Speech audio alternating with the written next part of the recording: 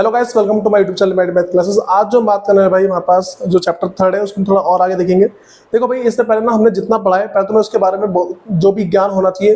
अगर तुमने एनसीईआरटी नहीं पढ़ी है तो एनसीईआरटी के बाद जो मैंने तुम्हें नोट्स लिखवाए थे ना भाई, वो नोट्स कम से कम तुम्हें पढ़े होने चाहिए। ठीक, जिसको कुछ नहीं पता चला कि भाई इस वीडियो में क्या बताने वाला हूँ मैं, सबसे पहले भाई देखो, इससे पहले मैंने क्या कर रखा है, जितनी भी प्लेलिस्ट बनी है ना उन सब में मैंने क्या कि पहले एनसीईआरटी पढ़ाई उसके नोट्स, फिर एनसीईआरटी पढ़ाई उसके नोट्स। ठीक है, तो मैं तुम्हें उसके आगे जो आज पढ़ाने वाला हूं भाई, जो चैप्टर मेरे पास है बंधुता, जाति तथा वर्ग। सबसे पहले भाई इससे बात करते हैं कि सामाजिक विषमताएं। भाई देखो, पहले के टाइम पे क्या होता था कि जो राजा वगैरह है, ठीक है, वो सब देखो, पहले के टाइम पे क्या होता था, जितने भी लोग हैं वो सारे के सारे एक जैसे नहीं होते थे। जैसे मान लो कि तुम अपनी कॉलोनी में देखो, जिस कॉलोनी में तुम रहते हो, क्या वहां पे जितने लोग हैं सारे के सारे एक ही जैसे है क्या? सब कुछ सब अलग अलग है ना। तो वैसे ही सेम चीज क्या पहले भी थी भाई। ठीक है, अब देखो, तो सामाजिक विषमता के बारे में पढ़ने वाले कह रहे कि वर्ण व्यवस्था के बारे में पढ़ेंगे। ठीक है, और उसके दायरे पढ़ेंगे और उससे परे। देखो, एक तो उसके दायरे के बारे में पढ़ेंगे और उससे अलग बातें क्या क्या थी। मतलब कि पहले के टाइम पे जाति थी, बहुत सारे लोग एक ही गोत्र में शादी करते थे, गोत्र से बाहर शादी। देखो, ऐसा था ना पहले के टाइम पे, जिनका सरनेम मैच होता है, जिनका सरनेम मैच होता है भाई, उनकी शादी तो क्या है कि भाई नॉर्मली कराते नहीं थे, लेकिन राजा वगैरह ने फिर भी कर रखी थी। इसको हम पहले पढ़ चुके हैं। तो वही कह रहे कि संभवतः आप जाति शब्द से परिचित होंगे। भाई जाति का मतलब पता है, एक ही गोत्र के लोग, एक ही पूरे खानदान के लोग। ठीक है, अब तो कह रहे कि जो एक स्वप्नात्मक स्वप्नात्मक सामाजिक वर्गीकरण को दर्शाता भाई, दिखाता है भाई किस तरीके से लोगों को बांट रखा है। फिर धर्म सूत्रों और धर्म शास्त्रों, मतलब कि जो जितने भी धर्म ग्रंथ है ना, मतलब कि जो धर्म से संबंधित जितने भी ग्रंथ है उसी बोलते हैं धर्म सूत्र, और उनसे जो संबंधित जितनी बुक होती है उसे क्या बोलते हैं, धर्म शास्त्र।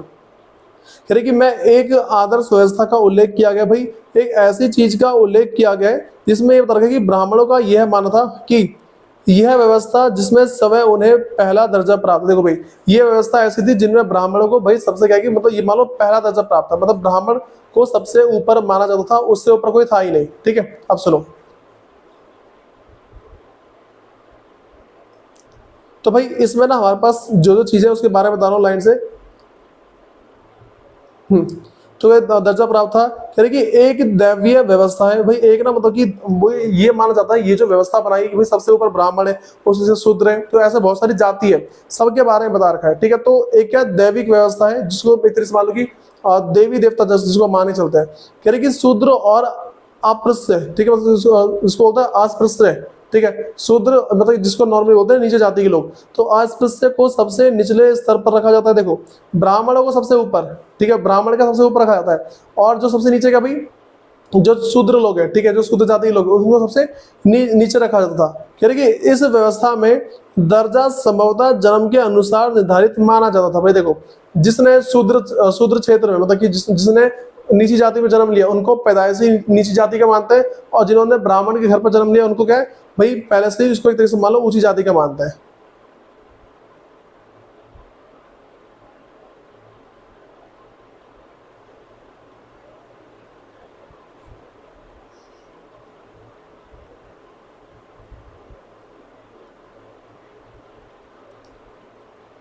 हाँ भाई देखो, तो सबसे पहले जो हम पढ़ना है 3.1 में, पहले उचित जीविका के बारे में बात है। भाई उचित जीविका क्या होती है?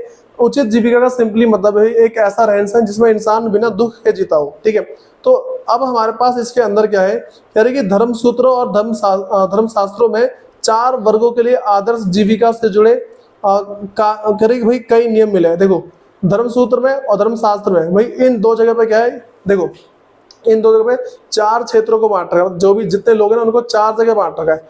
तो यहाँ पे कह रहे हैं कि ब्राह्मणों का कार्य अध्ययन, ठीक है, वेदों की शिक्षा और यज्ञ करवाना, मतलब यज्ञ करवाना था, तथा उनका काम दान देना और लेना था। भाई क्या होता है, ब्राह्मणों का काम क्या था? पढ़ना और पढ़ाना, वेदों की शिक्षा रखना, ठीक है, यज्ञ करवाना था उनका काम, और क्या था भाई, मतलब यज्ञ करते थे, यज्ञ करवाते भी थे, तथा उनका काम दान देना था, दान देते भी थे, और दान लेना भी इनका काम था। ये सारा काम भाई किनका काम था? ये सारा काम था ब्राह्मणों का। ठीक है, उसके बाद कह रहे कि क्षत्रिय की बात करते हैं। ठीक, तो यहाँ पे कह रहे कि क्षत्रिय का कर्म युद्ध करना था। जो क्षत्रिय लोग हैं, ठीक है, उनका काम क्या था भाई? उनका काम था युद्ध करना। ठीक है, युद्ध करना, लोगों को सुरक्षा प्रदान करना, ठीक, और न्याय करना, ये सारा उनका काम था। फिर अगला कह रहे भाई जो वेद पढ़ना और यज्ञ करवाना, ये सारा काम इसका था। ये सारा काम इसका था भाई, मतलब कह रहे यज्ञ करना और करवाना, और दान दक्षिणा देना, ये सारा किसका काम था? ये सारा काम था क्षत्रियों का। ठीक है, कह रहा अंतिम 3 कार्य वैश्यों के लिए थे, और कह रहे वैश्यों के लिए भी थे, साथ साथ उनसे कृषि, गौपालन और व्यापार का कर्म भी अपेक्षित था। देखो भाई यहाँ बता रखा है, ये तो पहले काम बता दिए, जितने काम मैंने बता दिए। जैसे मान लो कि जो ऋषि मुनियों के लिए जो काम था वो क्या था? वेद पढ़ना। देखो नॉर्मली बोला जाए, ये जो तुम्हारे पास ब्राह्मण थे उनका काम क्या था? वेद पढ़ना, शिक्षा, यज्ञ, ये सारा सारा उनका काम था। ठीक, और ऋषि के लिए क्या था भाई? और जो क्षेत्रीय लोग हैं, उनका काम क्या था? युद्ध करना, लोगों की सुरक्षा करना। ठीक, उसके बाद क्या भाई? न्याय करना। फिर वेद पढ़ना भी उनका काम था। फिर यज्ञ करवाना और दान दक्षिणा देना। ठीक, ये सारा क्या अंतिम 3 कार्य वैश्यों के लिए भी कह रहे वैश्यों के लिए भी थे। साथ ही उनमें से कह रहे कि उनसे कृषि, जो वैश्य लोग हैं, जो बहुत नीचे जाति के लोग हैं, उनसे कृषि, गौपालन, व्यापार, छोटा मोटा जो भी काम होता था, ठीक, कर्म भी अपेक्षित था। ठीक, फिर कह रहे कि शूद्रों के लिए मात्र एक ही जीविका थी, कह रहे कि 3 उच्च वर्णों की सेवा करना। देखो जो शूद्र थे इनका काम क्या था भाई? इनका काम था जो इसके ऊपर के जितने भी लोग हैं, ठीक है, जैसे मान लो कि ये पहला हो गया ब्राह्मण, ठीक है, ब्राह्मण हो गया, क्षत्रिय हो गया, ठीक, फिर अगला क्या भाई? जो उससे जो अगले उसके नीचे जो वैश्य होते हैं, ठीक है, ये। अब नॉर्मली बोला जाए भाई, जो शूद्र थे, शूद्र सबसे नीचे आते, तो इनका काम था इसकी इन तीनों की सेवा करना। ठीक है, ये काम था इनका। ये पहले के इन ग्रंथों में बता रखा है। ठीक, जो भी तुम्हारे पास धर्मसूत्र और धर्मशास्त्र है ना, इनके अंदर बता रखा है। फिर देखिए इन नियमों का पालन करने के लिए ब्राह्मणों ने 2-3 नीतियां अपनाई। भाई ब्राह्मणों ने क्या किया भाई? इन जो भी नियम बताए इन नियमों को चलाने के लिए 2 से 3 नीतियां अपनाई है। देखिए एक, जैसा कि हमने अभी पढ़ा कि बताया गया है कि वर्ण व्यवस्था की उत्पत्ति एक दैवी व्यवस्था है। ये जो बता रखा है ना कि भाई ये काम करेगा, इस जाति के लोग ये काम करेंगे, ब्राह्मण ये करेंगे, क्षेत्र ये करेंगे, वैसे ये करेंगे, शूद्र ये काम करेंगे, ये बोलते भाई देवी देवता ने बताया सारा। फिर दूसरा, वे शासकों को यह उपदेश देते थे कि वे इस व्यवस्था के नियमों को अपने राज्य में अनुसरण करें। और भाई जो भी ब्राह्मण लोग थे वो ना राजा उससे क्या बोलते थे कि अपने देश में जाके इन नियम कानून को लागू करो। ठीक है, फिर कह रहे कि तीसरा, उन्होंने लोगों को यह विश्वास दिलाने का प्रयत्न किया कि उनकी प्रतिष्ठा जन्म पर आधारित है। भाई उसके बाद ब्राह्मणों ने क्या बोला कि भाई ब्राह्मणों ने ना लोगों को ये यकीन दिलाने की कोशिश करी कि हम जन्म से ही बहुत ऊपर है। ठीक है, फिर किंतु ऐसा करना आसान बात नहीं थी। ठीक है भाई, और ये जो बोलते ना ब्राह्मण कि हम जन्म से बहुत ऊपर है, ये बात ना सिद्ध करना बहुत ही मुश्किल थी। फिर अतः इन मानदंडों का बहुधा महाभारत जैसे अनेक ग्रंथों में वर्णित कहानी के द्वारा बल प्रदान किया जाता था। देखो अब ये सारी बात लोग क्यों मानते थे? क्योंकि ये सारी बात ना महाभारत जो जैसे जो ग्रंथ है उनमें लिखी पड़ी कि भाई जो इस जाति के लोग ये काम करेंगे, इस जाति के लोग ये काम करेंगे। तो देखिए हर एक जाति के हिसाब से सबको बांट रखा था। फिर भाई एक दैवीय व्यवस्था क्या है? तो कह रहे कि आपकी मातों को प्रमाणित करने के लिए ब्राह्मण बहुधा ऋग्वेद में पुरुषोक्त मंत्र को उद्धृत करते थे, जो आदि मानव पुरुष की बलि का चित्रण करता। देखो भाई यहाँ बता रखा है एक जो दैवीय व्यवस्था है उसमें ये वाली बात बोल रखी है कि जितने भी मनुष्य वगैरह है, ठीक है, वो सारे क्या कि किसी एक ऋग्वेद के साथ चलते हैं। ऋग्वेद क्या था? एक लिखा हुआ ग्रंथ है जिसमें बता रखा भाई इस इंसान को ऐसा काम करना चाहिए, इस इंसान को ऐसा काम करना चाहिए, इस जाति के लोग को ये काम करना चाहिए। मतलब कि जाति के आधार पर सबको बांट रखा था पहले भी। ठीक है, फिर भाई कह रहे कि जगत के सभी तत्व जिनमें 4 वर्ण शामिल है, भाई 4 वर्ण के बारे में बता रखा था। ठीक है, कह रहे कि इसी पुरुष के शरीर के मतलब कि उपज थे। यहाँ बता रखा है भाई जो 4 वर्ण बता रखे हैं। क्या कह रहे कि ब्राह्मण उसका मुंह था, उसकी भुजाओं से क्षेत्र निर्मित हुआ। ठीक, और कह रहे कि वैश्य उसकी जांघ थी और उसके पैर से शूद्र की उत्पत्ति हुई। भाई देखो थोड़ा ना मेरे पीछे दिख रहा होगा ये।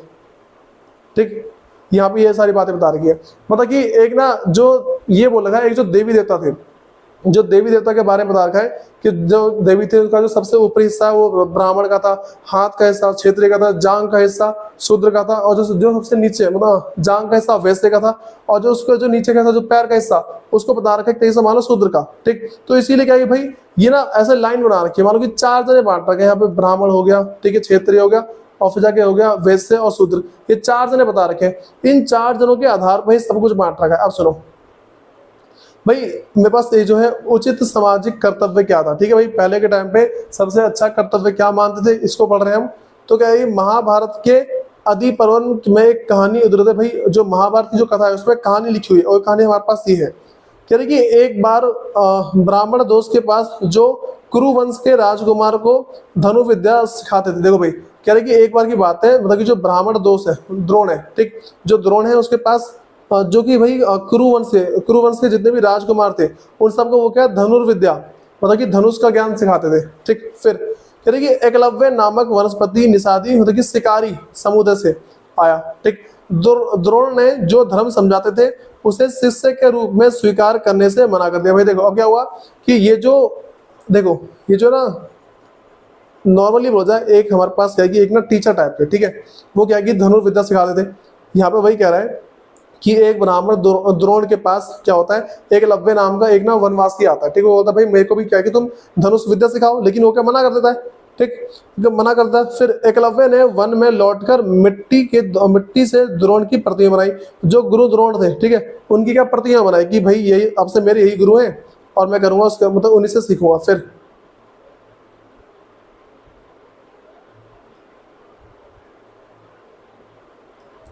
हाँ भाई, तेरा प्रतिमा बनाई तथा उसे अपना गुरु मानकर वह सवे ही तीर चलाने का अभ्यास कर लगे। भाई उन्होंने क्या किया, जो जो द्रोण थे, ठीक है, जो गुरु द्रोण थे, मतलब जो ब्राह्मण द्रोण है, इनकी एक मूर्ति बनाई मिट्टी की, भाई उनको ऐसा गुरु मान के वो क्या नॉर्मली ना जो धनुष है उससे क्या अपना अभ्यास करना चालू कर दिया। अभ्यास करते करते क्या ना समय के साथ वह तीर चलाने में मतलब कि सिद्धहस्त हो गया। भाई वो इतना एक्सपर्ट हो गया कि वो सबको हरा दे रहा था, इतना ज्यादा एक्सपर्ट बन गया वो तीर चलाने में, सबको हरा दे रहा था अपने आप ही। फिर यानी कि एक दिन क्रू राजकुमार अपने कुत्ते के साथ जंगल में शिकार करते हुए एकलव्य के समीप पहुंच गए। भाई वो क्या हुआ, जो राजकुमार थे, ठीक है, मतलब कि जो उसके राजकुमार थे ना द्रोण के, जो द्रोण के जो जो स्टूडेंट थे, वो सारे क्या भाई इसके पास पहुंचे, शिकारी के पास, ठीक। कह रहे कुत्ते का मुर्ग चमड़ी के एक वस्त्र में लिपट निषाद को देखकर भौंक लेगा। अब क्या भाई जो कुत्ता है, ठीक, वो क्या है कि एक तरीके से मान लो, देखो ये कह रहा है जो कुत्ते का भी कह रहा कुत्ते ने काले मुर्गी की चमड़ी के वस्त्र में लिपटे निषाद को देखकर भौंक लेगा। फिर क्रोधित होकर एकलव्य ने एक साथ 7 तीर चलाकर उसका मुंह बंद कर दिया। भाई अब क्या हुआ, देखो उसने एक साथ 7 तीर चलाए और उसका मुंह बंद कर दिया कुत्ते का। फिर क्या जबकि वह कुत्ता लौटा तो पांडव तीरंदाजी का यह अद्भुत दृश्य देखकर आश्चर्यचकित हो गए।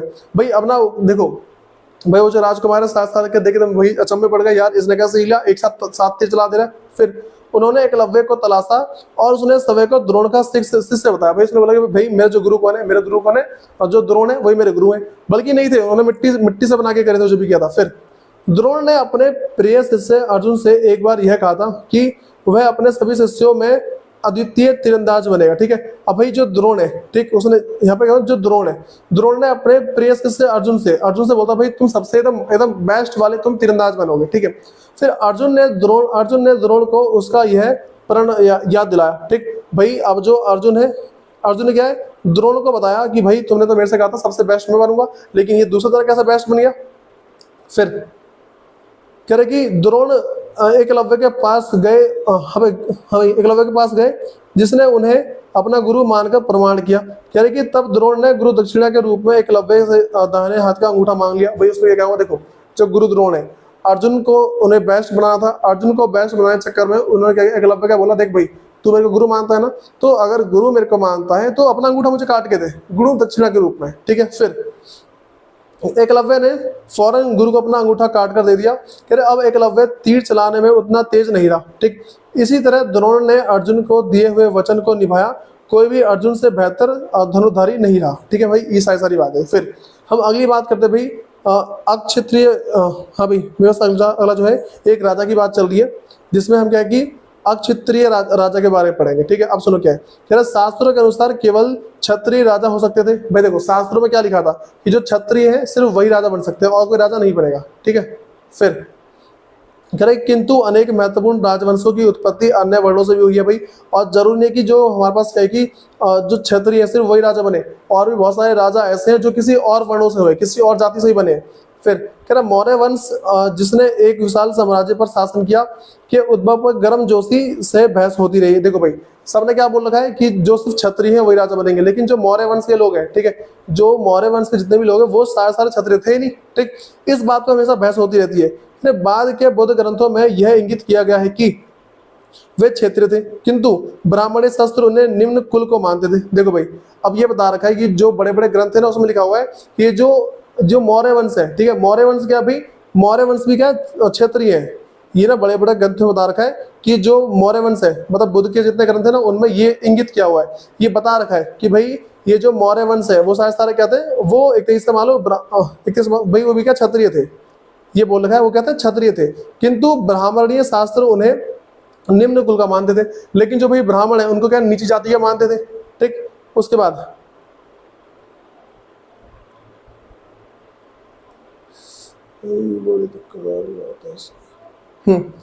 फिर कह रहा है कि शुंग और कर्ण जो मौर्य के उत्तराधिकारी थे ब्राह्मण थे। भाई ये दोनों क्या ब्राह्मण थे। कह रहा वसुतः राजनीतिक सत्ता का उपभोग हर वह व्यक्ति कर सकता था जो समर्थन और संसाधन जुटा सके। ये वाली बात बोल रही कि भाई कि हर एक इंसान राजा बन सकता है जो अपने आप को मतलब कि उसके पास उतनी संपत्ति हो, उसके पास उतने अधिकार हो, उसके पास उतनी पावर हो, तो हर एक इंसान क्या है राजा बन सकता है। फिर जाके भाई अगला कह रहे कि हाँ भाई क्या राजत्व क्षेत्रीय में कुल जन्म लेने पर शायद ही हाँ भाई कह रहे कि शायद ही निर्भर करता। देखो ये वाली बात बोल रही कि अगर कोई राजा बनता है, ठीक है, और राजा का बेटा राजा तो बनेगा, लेकिन अगर कोई दूसरे उसमें किसी दूसरी जाति में या फिर मान लो कि किसी राजा का बेटा नहीं बनता तो शायद ही वो राजा बन सकता है। लेकिन भाई कह रहे कि अन्य शासकों हाँ भाई अन्य शासकों को जैसे करेगी जैसे शक जो मध्य एशिया से भारत आए। मैं देखो यहाँ पे कह रहे कि जैसे शक, ठीक है भाई एक नाम है, ठीक है, जो मध्य एशिया से भारत आए थे। भाई वो क्या मध्य एशिया से भारत आए थे। फिर ब्राह्मणों के मलेच्छ बर्बर और अन्य देशीय मानते थे। भाई वो क्या ब्राह्मणों को क्या मानते थे, ब्राह्मणों के तरह मान लो कि नीचे थोड़ा मानते थे। किंतु संस्कृत के हाँ भाई कह रहे लेकिन संस्कृत के स्वभावतः आरंभिक अभिलेखों में से एक प्रसिद्ध शक राजा रुद्रमान, ठीक है, मतलब कि भाई ये दूसरी शताब्दी चला है, द्वारा दूरदर्शन सरोवर के जीर्णोद्वार का वर्णन मिलता है। देखो भाई मैंने क्या बोल रखा है, हम सिर्फ ये वाली बात पढ़ रहे कि पहले के टाइम पे ये वाली बात पता लगी थी कि जितने भी ये जो राजा वगैरह थे वो सारे क्षेत्रीय थे, लेकिन बाद में धीरे धीरे सबूत मिलते गए कि जरूरी नहीं कि क्षेत्रीय, ब्राह्मण भी राजा थे, ठीक है, उसे नीची जाति के वो भी राजा थे, राजा बहुत सारे बने। इससे यह ज्ञात होता है कि शक्तिशाली मलेच्छ संस्कृति परिपाटी से अवगत थे भाई। और इस बात से ये पता चलता है कि जो मलेच्छ लोग हैं, ठीक है भाई, एक ना जाति के लोग थे मलेच्छ, उनको क्या भाई बहुत सारी चीजों के बारे में पता था। फिर एक और दिलचस्प बात यह है कि सातवाहन, भाई मतलब कि सातवाहन राजा को बोलते हैं। सातवाहन कुल के सबसे प्रसिद्ध शासक गौतमी पुत्र श्री सातकानी ने सवै को अंगूठा ब्राह्मण और साथ ही क्षेत्र के दर्प का हनन करने वाला बताया। देखो भाई अब ना ये जो सातकानी राजा है, ठीक है भाई, जो सातकानी राजा है इन्होंने बोला कि मैं ना तो ब्राह्मण हूँ, ठीक है, और ना ही मैं क्षेत्रीय हूँ, ठीक, उन्होंने बोला कि ना तो मैं ब्राह्मण हूँ ना ही मैं क्षेत्रीय हूँ। फिर बोला भाई मैं इन सबका हनन करता हूँ, मतलब कि मैं इन सबको मानता ही नहीं कि हमें ऐसा कुछ होता है। फिर कह रही कि उसने यह भी दावा किया कि 4 वर्णों के बीच विवाह संबंध होने पर उसने रोक लगाई। भाई ये जो 4 वर्ण थे ना, मतलब कि ब्राह्मण हो गया, ठीक है, क्षत्रिय हो गया, और फिर तुम्हारे पास क्या है कि ब्राह्मण था, क्षत्रिय था और सुदूर था, ठीक, मतलब कि वैश्य था तीसरे पे और लास्ट में सुदूर। तो ये 4 थे। कह रहा भाई इन चारों के बीच में आपस में शादी नहीं हो सकती, लेकिन बाद में ये सबूत मिले कि भाई लोगों के बीच में शादी हुई है, ठीक। कह रहा हाँ भाई कह रहे किंतु फिर भी रुद्रमान के परिवार ने उससे विवाह संबंध स्थापित किया। भाई देखो ये वाली बात बोल लगी थी कि भाई जो भी अलग अलग जाति के हैं वो आपस में शादी नहीं करेंगे, लेकिन ये वाली बात पहले भी सिद्ध हो रखी है भाई कि लोगों ने शादी करी है। फिर मतलब अलग अलग जाति में क्या शादी कर रखी है। फिर कह रहे कि जैसा आप इस उदाहरण में देख सकते हैं कि जाति प्रथा के भीतर, मतलब जाति प्रथा के अंदर आत्मसात होना बहुधा एक जटिल सामाजिक प्रक्रिया थी। मतलब कि मान लो किसी और दूसरे के साथ जाके मिलकर रहना, किसी दूसरी जाति में शादी करना बहुत ही जटिल प्रक्रिया थी, बहुत ही दिक्कत वाली बात थी। फिर सातवाहन समय को ब्राह्मण वर्ण का बताते थे, जबकि ब्राह्मणीय शास्त्र के अनुसार राजा का क्षेत्र होना चाहिए। देखो भाई ये बता रखा है, ये जो सातवाहन थे, मतलब जो सातवाहन राजा थे, ये क्या बोलते थे कि भाई हम ब्राह्मण है, लेकिन ग्रंथों में क्या लिखा है, सिर्फ जो क्षेत्रीय है वही राजा होते हैं। फिर भाई कह रहे कि चतुर्वर्णी व्यवस्था की मर्यादा बनाए रखने का दावा करते थे, किंतु साथ ही उन लोगों से वैवाहिक संबंध भी स्थापित करते थे। देखो भाई जो सातवाहन राजा थे ये करते क्या थे, ये बोलते थे भाई कि हम जो है किसी और की शादी किसी दूसरे जात में नहीं होने देंगे। मतलब कि अगर ब्राह्मण तो ब्राह्मण में शादी करेगा, ठीक, क्षेत्रीय में शादी करेगा, और जो वैश्य है वैश्य में, जो शूद्र है वो शूद्र में ऐसा करेगा।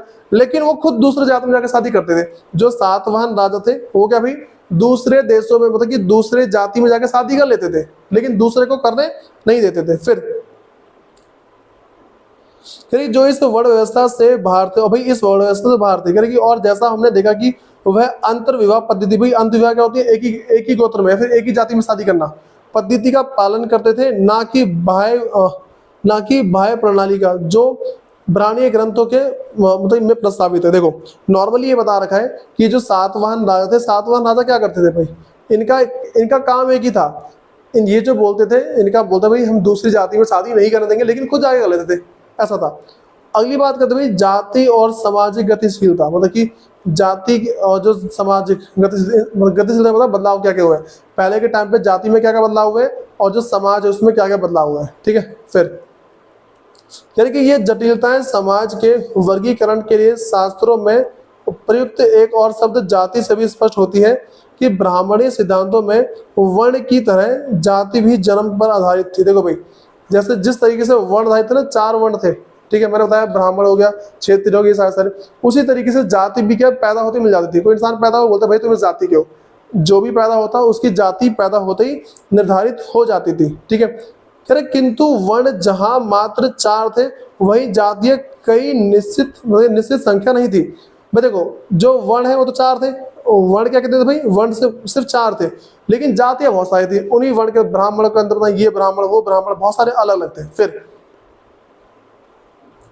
यानी कि वस्तुतः जहां कहीं भी ब्राह्मणी व्यवस्था का नए समुदाय से आमना सामना हुआ, उदाहरण था जंगल में रहने वाले निषाद या फिर व्यावसायिक वर्ग जैसे स्वर्णकार, जिन्हें 4 वर्णों वाली व्यवस्था में समाहित करना संभव नहीं था, उनका जाति में वर्गीकरण कर दिया गया। देखो भाई अब ये बोल रखा है कि जिन वो सारे लोग जो इन 4 कैटेगरी में नहीं आए, जो इन 4 वर्णों के अंदर नहीं आए, ठीक है, जो इन 4 वर्णों में नहीं आए, उनको क्या किया भाई, उनको जाति में बदल दिया।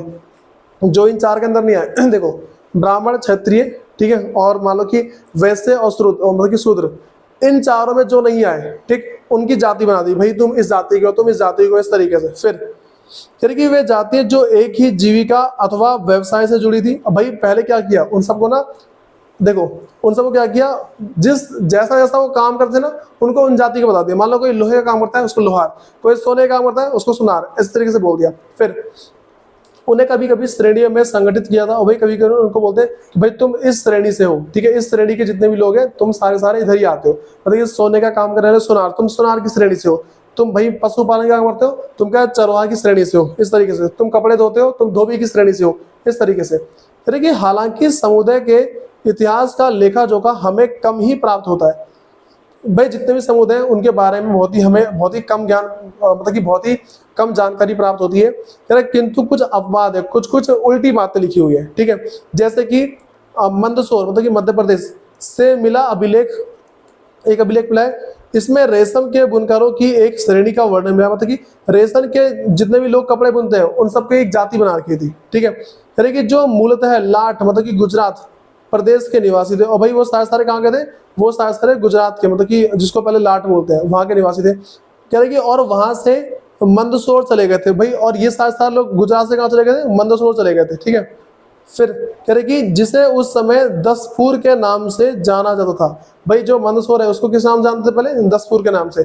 यह कठिन यात्रा उन्होंने अपने बच्चों और बांधवों, मतलब कि बांधवों मतलब क्या, देखो एक तो बच्चों और बांधवों मतलब कि अपनी जाति के लोगों, अपने परिवार के लोगों के साथ संपन्न की। ठीक है, उन्होंने वहां के राजा की महानता के बारे में सुना था, वे उनके राज्य में बसना चाहते। देखो भाई, और ये जितने भी सारे लोग थे जिनको किसी भी जाति में नहीं रखा, ठीक है, मतलब जिनको 4 वर्णों में से किसी में नहीं रखा, वो क्या किसी और जगह चले गए वहां के राजा के शरण में। फिर यह अभिलेख जटिल सामाजिक प्रक्रियाओं की झलक देता है, और ये जो अभिलेख है ये बताता है कि भाई किस किस तरीके से क्या क्या चीज में परिवर्तन हुआ है। फिर क्या तथा श्रेणी के स्वरूप के विषय में अंतर्दृष्टि प्रदान करता है, और भाई ये बताता है कि भाई जितनी भी श्रेणी बनी है, ठीक है, मान लो सोनार की श्रेणी, लोहार की श्रेणी, ठीक है, चरवाही की श्रेणी, धोबियों की श्रेणी, इन सब की जो भी श्रेणी बनी है, ठीक, उन सब के बारे में बताता है।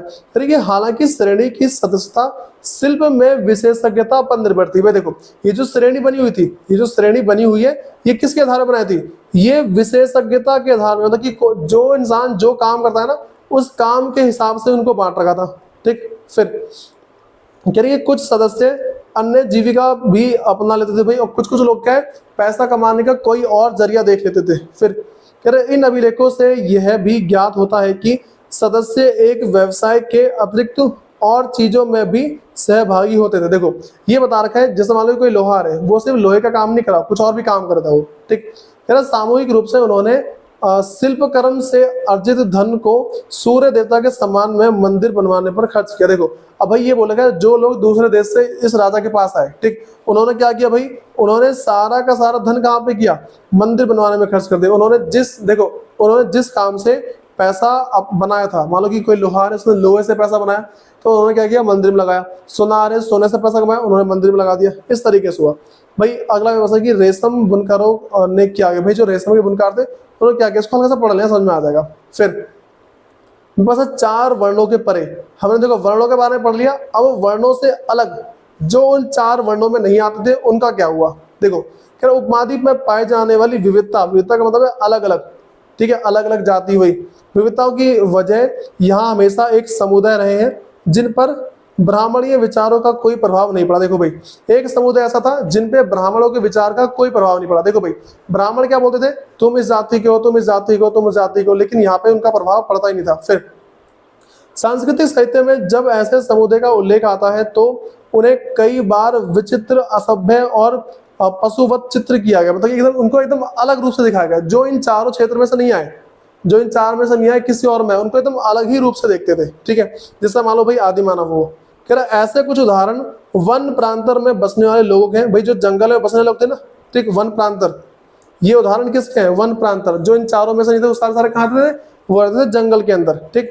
कह रहे कि जिनके लिए शिकार और कंदमूल संग्रह करना जीवन निर्वाह का महत्वपूर्ण साधन था। देखो भाई, और जो लोग जंगल में रहते थे उनका सबसे महत्वपूर्ण साधन क्या था कि शिकार करो, अपना जीवन यापन करो, वो सारा काम था इनका। फिर कह रहे कि निष्पाद वर्ग जिससे एकलव्य जुड़ा मतलब कि जुड़ा माना जाता था, इसी का उदाहरण है भाई। देखो यहाँ बता रहे हैं, जो मैं तो एकलव्य की कहानी बताई कि भाई वो एकदम अलग था, उसको मतलब कि क्षेत्रीय की चीज नहीं सिखाई गई थी, तो ब्राह्मण वगैरह, देखो ब्राह्मण को तो सिखाने वाले और क्षेत्रीय का सीखने वाले राजा वगैरह, तो उसको तो सिखाए नहीं। तो एकलव्य क्या भाई, एकलव्य तो मान लो जंगल के अंदर से था। फिर भाई अगली बात करते हैं, मैं कह रही यायावार, ठीक है, इसके बारे में बताऊंगा यायावार कौन होते हैं। यायावार पशुपालक के समुदाय को भी आशंका की दृष्टि से देखा जाता था। मतलब देखो यायावार पशुपालक एक तरीके से ना, वैसे शिव भक्त या फिर बोलते हैं, देखो शिव भक्त बोलते हैं या फिर विष्णु भक्त बोलते हैं, ठीक है, दोनों में से कुछ एक बोलते हैं। यार हाँ भाई देखो कह रहे कि जो पशुपालक थे, पशुपालक के समुदाय को शंका की दृष्टि से देखा जाता कि देखो जो ब्राह्मण थे ना, वो पशुपालक को एकदम बहुत ही मतलब मानो कि गंदी निगाह सकते भाई किस जाति के लोग हैं। फिर कह रहे क्योंकि उन्हें आसानी से बसे हुए कृषि कर्मियों के सांचे के अनुरूप नहीं ढाला जा सकता था, क्योंकि भाई ब्राह्मण उनको अपने हिसाब से ढाल नहीं पा रहे थे कि भाई तुम नीचे हो।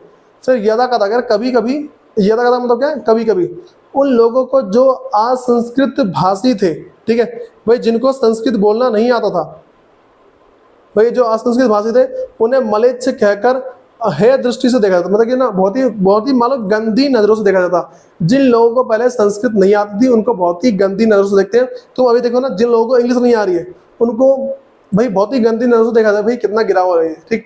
आजकल ऐसे ही चल रहा है, तो तुम्हें वैसे जमाने के हिसाब से चलना चाहिए। कह रहे किंतु इन लोगों के बीच व्यवहारों और मतों का आदान प्रदान होता था। देखो भाई ये बता रखा है कि जो संस्कृत बोलते थे और जो संस्कृत नहीं बोलते थे, ठीक, जो संस्कृत बोलते थे वो उन लोगों को बेकार मानते थे जो संस्कृत नहीं बोल पाते थे। मतलब कि ये मान लो जो लोग संस्कृत नहीं बोल पाते थे उनकी इज्जत ही नहीं थी कुछ, ठीक, वो उनको एकदम बेकार मानते भाई कि क्या ही तुम लोग हो। जैसे मान लो इस टाइम क्योंकि जिन लोगों को इंग्लिश नहीं आती ना भाई, उसको बहुत ही बेकार मानते हैं। भाई अगर तुम्हें इंग्लिश सीखनी है, जो मेरा चैनल है इस पर तुम जाओगे, इसकी जाके प्ले लिस्ट चेक करना।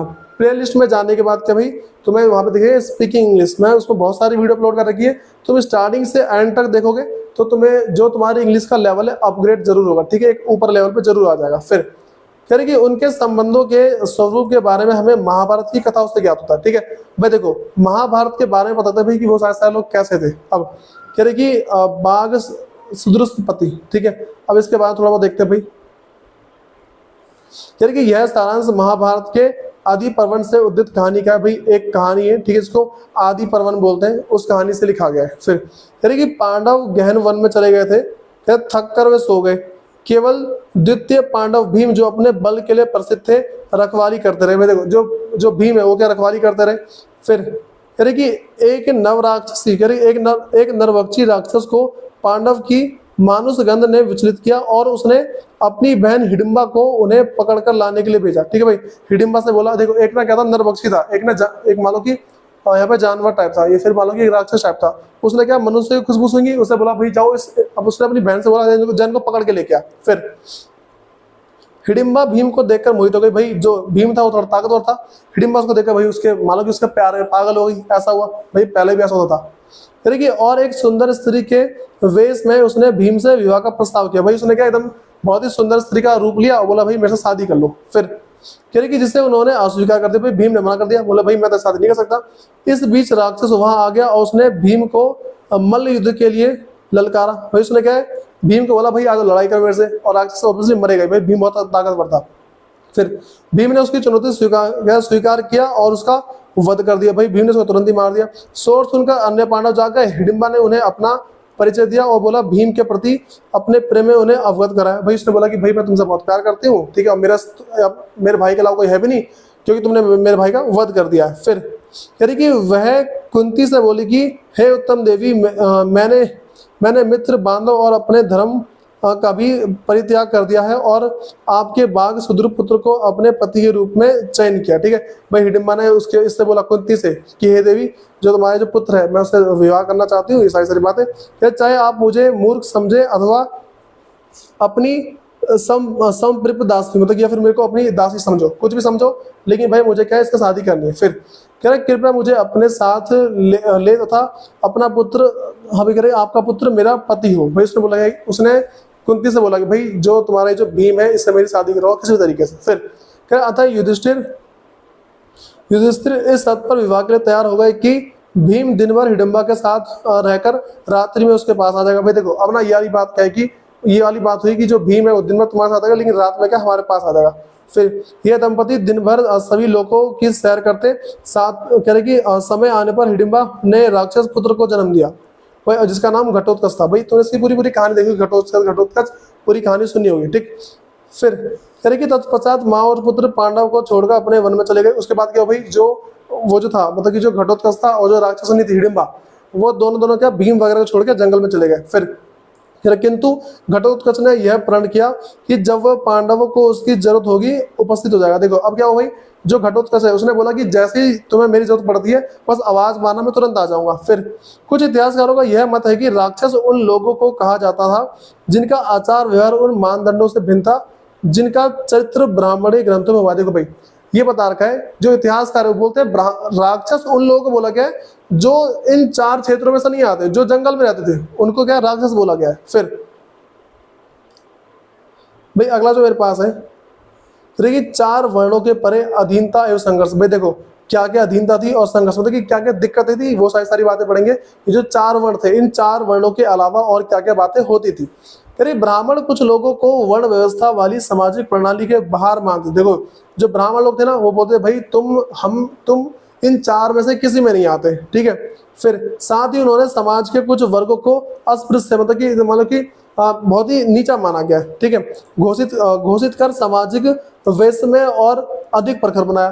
भाई ब्राह्मणों ने क्या बोला, भाई तुम सारे बहुत ही नीची जाति के हो, तुम इन 4 में से किसी में नहीं आते। भाई था ना पहले क्या था, ब्राह्मण, क्षत्रिय, ठीक है, फिर क्या था वैश्य और चौथा शूद्र। ठीक है, ये 4 थे। तुम कह रहे कि तुम इन 4 में से किसी में नहीं आते हो। फिर ब्राह्मणों का यह मानना था कि कुछ कर्म और खासतौर से जो अनुष्ठान के संपादन से जुड़े थे पुनित और पवित्र थे। मैं देखो कह रहे कुछ लोग ऐसे हैं जो कि भगवान से जुड़े हुए हैं, किसी श्रद्धा से जुड़े हैं, वो सारे पवित्र थे।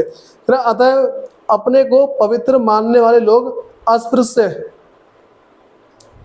से भोजन नहीं स्वीकारते थे। देखो भाई जो हमारे पास क्या है कि जो अपने आप को पवित्र मानते थे वो नीची जाति के लोग से भोजन लेते ही नहीं थे। ठीक है, पवित्रता के इस पहलू के ठीक विपरीत कुछ कार्य ऐसे थे जिन्हें खास तौर से दूषित माना जाता था। ठीक है भाई, कुछ चीजें ऐसी थी जिनको देखो, एक तो ये पवित्र था कि भाई हम पवित्र हैं, ठीक है, तो हम तुमसे कोई मतलब नहीं रखेंगे। ठीक है,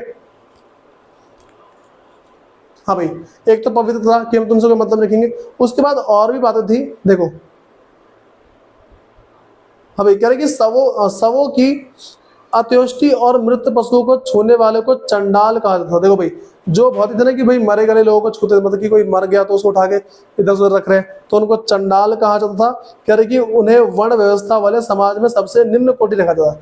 ये जो 4 वर्ण थे ना, इसमें से सबसे नीचे वाले में चंडालों को रखा गया था। ठीक, फिर वे लोग जो समय को सामाजिक क्रम में सबसे ऊपर मानते थे, इन चंडालों का स्पर्श यहाँ तक कि उन्हें देखना भी अपवित्र मानते थे। जो ब्राह्मण वगैरह थे भाई, उन चंडालों को ना अगर मान लो देख लिया तो बोलते भाई मैं तो अपवित्र हो गया, ठीक है, मतलब कि मैं एकदम बेकार हो गया, अब नहाना धोना पड़ेगा, गंगा जल छिड़कना पड़ेगा। ठीक है, फिर अभी बहुत से लोग भाई जो जाति वगैरह लेके मानते हैं, अब भाई देखो मानना चाहिए फिर नहीं मानना चाहिए, वो तो अलग बात है।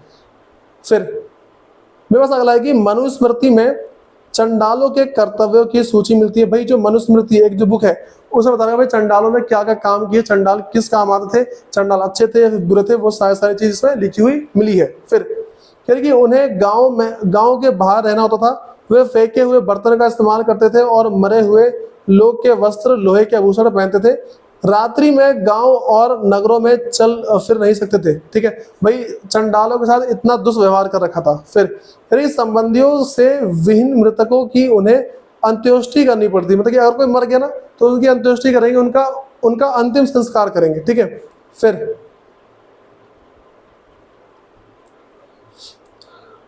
हाँ भाई करनी पड़ती थी। तथा वधिक के रूप में भी कार्य करते थे। ठीक है भाई, वधिक का मतलब इस मान लो कोई मर गया, फिर मान लो कुछ गंदगी वगैरह साफ करने का, उन सब का भी काम यही करते थे। कह रहा चीन से आए बौद्ध भिक्षु, मतलब कि बौद्ध ना जो भिक्षु मतलब भिखारी, ठीक है, का सीएन का कहना था कि अस्पृश्य को सड़क पर चलते हुए करताल बजाकर अपने होने की सूचना देनी पड़ती। देखो भाई, अब ना यहाँ पे भिक्षुओं ने बताया कि जो भी अस्पृश्य थे, मतलब कि जो नीची जाति के लोग थे, अगर वो रोड पर चल रहे हैं तो बताते कि हाँ भाई हम आ रहे हैं, मतलब ढोल बजाते बजाते बजाते बजाते फिर आते थे। ठीक है, जिनसे अन्य उन्हें देखने के दोष से बच जाए। ठीक है, जिनसे क्या है कि जो ऊंची जाति के लोग हैं उनको देख मतलब कि ना देखे। ठीक, ऐसा मैंने जो ब्राह्मण लोग हैं वो क्या बोलते थे कि अगर हमने नीची जाति के लोगों को देख लिया तो हम क्या अशुद्ध हो गए, तो इसीलिए उनसे बोल रखा था जो नीची जाति के जो ब्राह्मण है, ब्राह्मणों ने नीची जाति के लोगों से बोला तुम अगर आ रहे हो ना तो ढोल बजाते हो आना कि भाई हम आ रहे हैं, तो हम क्या नजर फेर लेंगे अपनी। फिर मैं कह रहे कि एक और चीनी तीर्थयात्री जिसका नाम है सेवंत संघ, मतलब कि सेवंत संघ, ठीक, कहता है कि वधिक और सफाई करने वाले को नगर से बाहर रहना पड़ता था। भाई वो सारे लोग जो मतलब कि पूरे नगर की सफाई करते थे वो क्या नगर से बाहर रहते थे। फिर अब्राह्मणीय ग्रंथों में चित्रित चंडालों के जीवन का विश्लेषण करके इतिहासकार ने यह जानने का प्रयास किया है कि क्या चंडाल ने शास्त्रों में निर्धारित अपने हीन जीवन को स्वीकार किया था। देखो भाई, अब ना जो इतिहासकार ने ना जितने भी ग्रंथ है उन सबको पढ़ के ये जानने की कोशिश करिए कि भाई ये जितने भी लोग हैं, क्या ये जितने जो चंडाल लोग हैं, क्या उन्होंने इन सब चीजों को स्वीकार किया था जो ब्राह्मण ने इनको बताया था। ठीक है, ब्राह्मण ने इनको बहुत ही नीचा दिखाया था ना, तो क्या उन सबने स्वीकार किया था, नहीं किया था।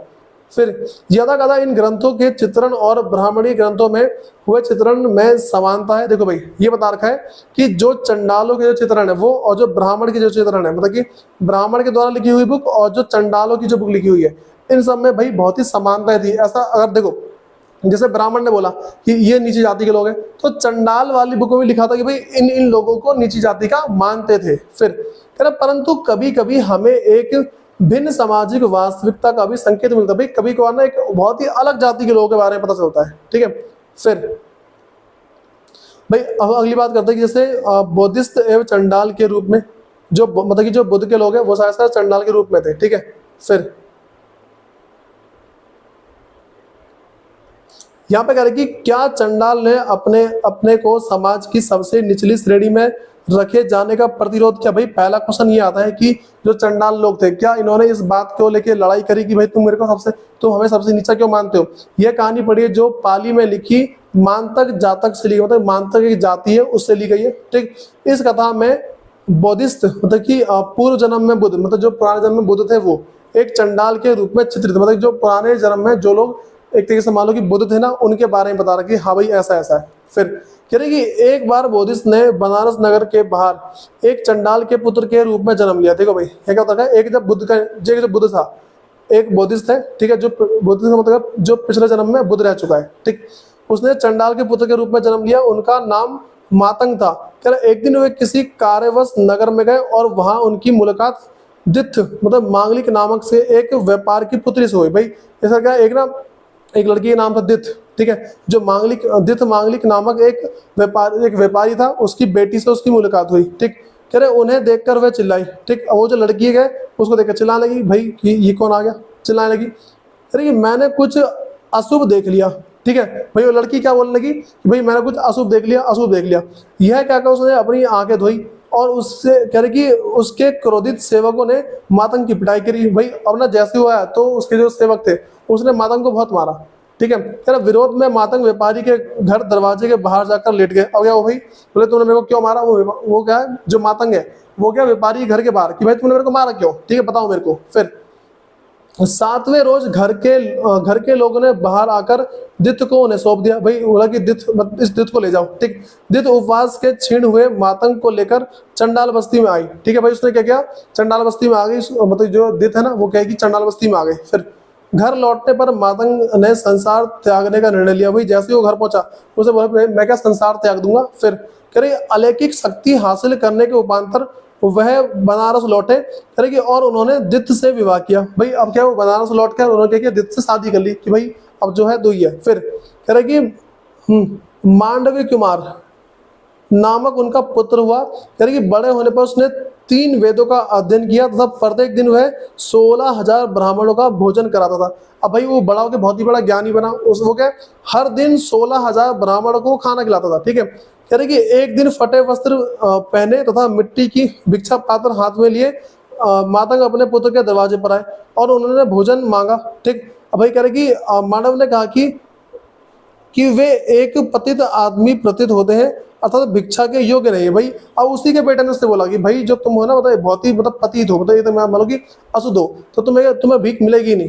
कह रहे भोजन ब्राह्मणों के लिए है। कह रहे मातंग ने उत्तर दिया जिन्हें अपने जन्म पर गर्व है वह अज्ञानी है, वे भेंट के पात्र नहीं है।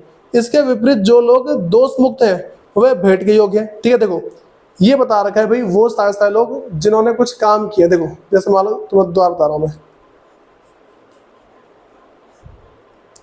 यहाँ बोल रखा है ब्राह्मण कह रहे मातंग ने उत्तर दिया कि जिन्हें अपने जन्म पर गर्व है। मातंग ने बोला कि भाई जिन्हें अपने जन्म पर गर्व है वो गर्व है पर अज्ञानी है। लेकिन वो क्या है भाई, लेकिन अज्ञानी है वे भेंट पात्र, कह रहे कि वे भेंट के पात्र नहीं है। भाई मतलब कि जो पैदा कहीं पे हुए हैं उन्हें पता नहीं भाई हम पैदा कहाँ से हुए हैं। ठीक, तो वो क्या भेंट के पात्र है नहीं, मतलब वो भेंट लेने के लायक है नहीं। इसके विपरीत जो लोग दोष मुक्त है जिनका कुछ दोष नहीं है, मतलब कि जिन्होंने कुछ पाप नहीं किया वे भेंट के योग्य हैं, उन्हें भेंट मिलना चाहिए। फिर कह रहे कि मांडव ने क्रुद्ध होकर अपने सेवकों से मातंग को घर से बाहर निकालने का। भाई अब उसी के बेटे ने खुद मातंग बोल दिया भाई मातंग को यहाँ से बाहर निकाल दो।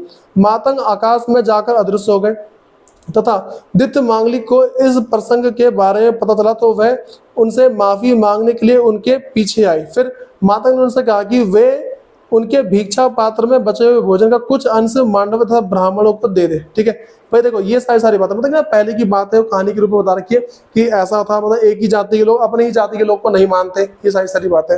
फिर भाई इसके जो नोट्स है उसके नोट्स देख लेते हैं। भाई सामाजिक विभिन्नता क्या थी, कह रहे कि समाज के वर्णों की व्यवस्था को भाई 4 वर्णों में बांटा है, ब्राह्मण, क्षत्रिय, वैश्य, शूद्र। ये वाली बात बता चुका हूँ। तो ब्राह्मण कौन थे भाई, ब्राह्मण का काम क्या था, देखो कह रहे कि इसके जो ब्राह्मण का था अध्ययन कराना, वेदों की शिक्षा, यज्ञ करना, करवाना, दान देना और दान लेने का काम था। फिर क्षेत्र का शासन करना, युद्ध करना, लोगों को सुरक्षा प्रदान करना, न्याय करना, वेद पढ़ना, यज्ञ करवाना, दान दक्षिण देना, मतलब कि भीख वगैरह देना। ठीक, फिर जो वैश्य हैं इनका था कृषि करना। ठीक है, कृषि, पशुपालन, गोपालन, व्यापार, वेद पढ़ना, यज्ञ करवाना और दान देना, ये इनका काम था। और शूद्र काम इन तीनों की भाई सेवा करना।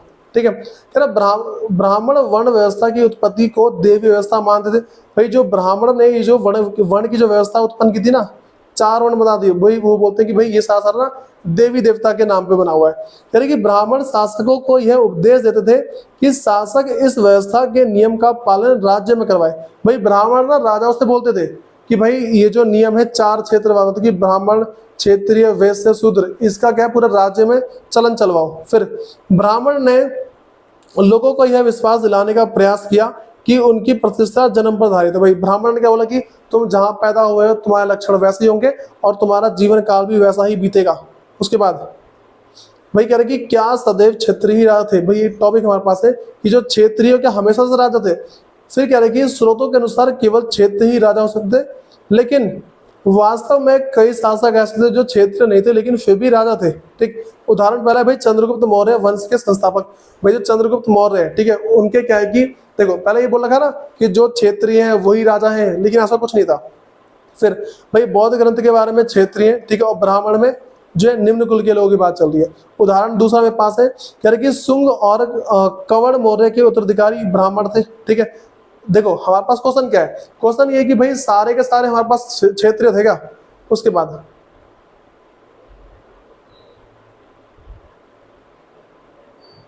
तीसरा उदाहरण कह रहे कि शक शासक मध्य एशियाई के मतलब कि मध्य एशिया से आए थे जो बर्बर थे, इनकी जाति बर्बर थी। उदाहरण चौथा सातवाहन शासक गौतम पुत्र श्री सातवाहन वो ब्राह्मण थे। ठीक, कह रहे कि यह समय को अनूठा ब्राह्मण तथा क्षेत्रीय को हनन करने वाला बताया। भाई इन्होंने क्या बोला, जो सातवाहन थे, सातवाहन ने क्या बोला, उन्होंने बोला कि भाई मैं जो हूँ ना, मैं इस तरीके से हूँ कि ब्राह्मण हूँ और मैं क्षेत्रीय हनन करता हूँ, एक तरह से उनकी समाप्ति करता हूँ। सातवाहन खुद को ब्राह्मण बताते थे, जबकि ब्राह्मण ग्रंथों के अनुसार राजा केवल क्षत्रिय बन सकते हैं। जो सातवाहन राजा थे वो खुद को बोलते थे मैं ब्राह्मण हूँ, ठीक है, लेकिन ग्रंथों के हिसाब से राजा सिर्फ क्षेत्र ही बन सकते थे। यह कह रहे कि यह 4 वर्णों की मर्यादा बनाए रखने का दावा करते थे, लेकिन अंतर विवाह पद्धति का भी पालन करते थे। भाई ये जो है ना राजा, जो सातवाहन, वो बोलते थे कि जो जितनी मर्यादा बनी हुई है हम उनको मानेंगे, लेकिन वो अंत विवाह भी कर लेते थे। ठीक है, उनका मानना था कि भाई हम सिर्फ एक ही जाति में शादी करेंगे। वो अंत विवाह तो करते थे, लेकिन क्या इस प्रकार यह साबित हुआ कि सदैव क्षेत्रीय राजा नहीं हो सकते थे। उन्होंने ये बताया कि भाई देखो ये बोल रखा है कि यह वर्ण की मर्यादा बनाए रखते थे। ये जो 4 वर्ण है ना, इनकी मर्यादा उन्होंने हमेशा बनाए रखी।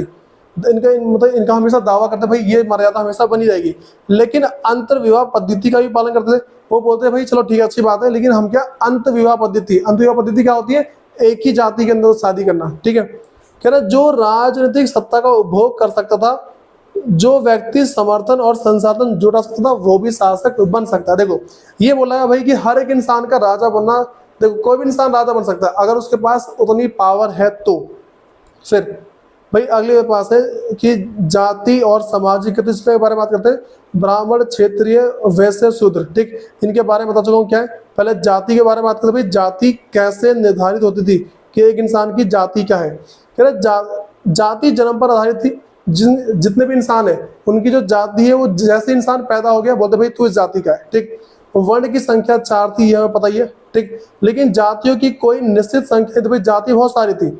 जब ब्राह्मण व्यवस्था, जिसको वर्ण व्यवस्था बोलते हैं, को कुछ नए समुदाय ने कह रहे कि आमना सामना हुआ, कह रहे कि जिन्हें 4 वर्णों की व्यवस्था में शामिल नहीं किया था उन्हें जातियों में बांट दिया गया। ठीक है, देखो भाई ये बता रखा है, जब ना और नए लोग निकल के आए सामने, जिनको इन चारों में से किसी में नहीं बांटा गया तो उनको क्या जाति में बांट दिया। जैसे निषाद और स्वर्णकार, एक ही जाति के लोग जीविका के लिए एक ही जैसा कार्य करते थे। देखो ये जो जाति बता रही है ना, जाति किसके आधार में बांटी हुई है, जाति इस आधार में बांटी हुई कि जो एक जैसा काम करते हैं वो एक जाति के लोग हैं। ठीक, लोहारे तो लोहे का काम करेंगे, इस तरीके से। फिर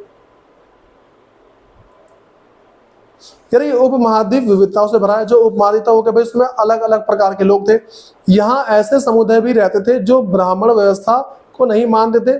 संस्कृति साहित्य में ऐसे समुदाय को विचित्र, असभ्य, बर्बर, जंगली चित्रित किया गया। भाई देखो वो लोग जो ब्राह्मण व्यवस्था को नहीं मानते थे, ये बोलते या तो विचित्र बोलते थे, असभ्य, बर्बर या फिर जंगली बोला गया उन्हें। उदाहरण के लिए वन में बसने वाले लोग, शिकारकंद मूल संग्रह करने वाले लोग और निषाद वर्ग, एकलव्य भी इसी वर्ग का था। ये बातें बता चुका हूं तो पहले ऊपर कि यायावार पशुपालकों को भी ऐसा ही समझा था। भाई देखो जो यायावार थे, जो पशुपालक, ठीक, वो भी क्या, उनको भी इन्हीं जाति से माना जाता था। कह रहे कि जो लोग संस्कृत भाषी नहीं थे उन्हें मलेच्छ कहकर हीन दृष्टि से देखा जाता था। देखो भाई ये वाली बात बोल रखी है कि जो लोग संस्कृत भाषा नहीं बोल पाते थे उनको बहुत ही नीचा मानते थे। फिर जाके कह रहे कि 4 वर्णों से परे अधीनता। भाई 4 वर्णों के अलावा और क्या क्या था, ठीक है, तो 4 वर्णों से परे अधीनता। कह रहे कि ब्राह्मण वर्ग ने कुछ लोगों को वर्ण व्यवस्था की सामाजिक प्रणाली से बाहर माना है। ठीक है, मतलब कि जो ब्राह्मण लोग हैं वो बोलते भाई इन 4 प्रणाली से ये सब लोग बाहर है। कह रहे ब्राह्मणों ने समाज के कुछ वर्गों को अस्पृश्य घोषित किया। मतलब मानो कि बोलते ना कि अछूत, ये फिर मानो कि अशुद्ध घोषित कर दिया था ब्राह्मणों ने। फिर ब्राह्मण मानते थे कि कुछ कर्म पवित्र होते हैं तो कुछ कर्म दूषित होते हैं। भाई ब्राह्मण मानते कुछ कुछ कर्म के पवित्र होते हैं, कुछ काम पवित्र होते हैं, कुछ काम दूषित होते हैं। कह रहे पवित्र क्या था? यज्ञ, अनुष्ठान, वेद अध्ययन, ये सब पवित्र है। दूसरी क्या था? चमड़े से संबंधित शवों को उठाना और अंत्येष्टि करना, मतलब साफ सफाई वगैरह करना, ये सारा सारा। ठीक। चंडाल क्या थे भाई? चंडाल के बारे में बता चुका हूँ भाई। चंडाल लोग किनको बोला गया था? ठीक है। कह रहा मरे हुए जानवर को छूने वाले को चंडाल कहा जाता था। ठीक। चंडालों को वर्ण व्यवस्था वाले समाज में सबसे निचला स्तर माना गया। ठीक है। तो वर्ण व्यवस्था है जो शूद्र है, ठीक है, उसमें से माना गया था। कह रहे कि ब्राह्मण चंडालों को छूना देखना भी अपवित्र मानते। जो ब्राह्मण लोग थे वो चंडाल को ना तो छूते थे, ठीक है, और ना ही उनको देखना पसंद करते थे। ठीक है। फिर अगली बात करते हैं, मनुस्मृति क्या है? ठीक। अब कि चंडाल को गांव के बाहर रहना होता था। भाई जो भी चंडाल थे उनको क्या है कि भाई उन्हें गांव के बाहर रहता था। ये लोग फेंके हुए बर्तन का इस्तेमाल करते थे, मरे हुए लोगों के कपड़े तथा लोहे के आभूषण पहनते थे। ठीक। रात में गांव और नगर में चलने की अनुमति इनको नहीं दे रखी थी। फिर मरे हुए लोगों का अंतिम संस्कार करना पड़ता था। वधिक के रूप में काम करते थे। भाई बताइए ना, जो भी वधिक के रूप में जो भी होता ना कि मरे हुए लोगों का जो भी अंतिम संस्कार है वो सारा काम इनके हाथ सौंप रखा था। कह रहे कि चीनी बौद्ध भिक्षु मतलब कि फासियन के अनुसार, भाई इसने क्या बोला है? हाँ भाई, कि जो चीनी बौद्ध भिक्षु फासियन के अनुसार अस्पृश्य लोगों को सड़क पर चलते हुए करताल बजाना पड़ता, मतलब एक तरह से ढोल टाइप बजाना पड़ता कि भाई हम आ रहे हैं, जिससे अन्य लोग ना देखने के दोष से बच जाए। भाई जिनसे क्या जो ब्राह्मण लोग हैं उनको देखने के दोष से बच जाए, क्योंकि जैसे ही कोई ब्राह्मण किसी मतलब कि जो शूद्र है उनको देखता था तो भाई उससे क्या होता है, वो अपने आप को बोलते भाई हम क्या अशुद्ध हो गए, वो अपनी आंख धोना शुरू कर देते। फिर कह रहे चीनी यात्री सेन मतलब कि जो सेन तसांग के अनुसार कह रहे वधिक और सफाई करने वाले लोग शहर के बाहर रहते। देखो भाई ये सारे ने इसके मैंने नोट्स में दिए, करना तो मैं कुछ नहीं है भाई। देखो पहले ना जो पूरी बुक है उसकी रीडिंग करना, उसके बाद हम इसके देखेंगे अगली क्लास में जन्म के परे। भाई देखो इस वीडियो को ना अपने दोस्तों के पास जितना शेयर कर सकते हो उतना शेयर करो। इसका फायदा ये होगा तुम बुक भी पढ़ लोगे, बुक के साथ साथ तुम्हें नोट्स मिल जाएंगे, भाई इसका तुम्हें बहुत ज्यादा फायदा मिल सकता है। उसके बाद देखते हैं इसकी अगली क्लास में। धन्यवाद।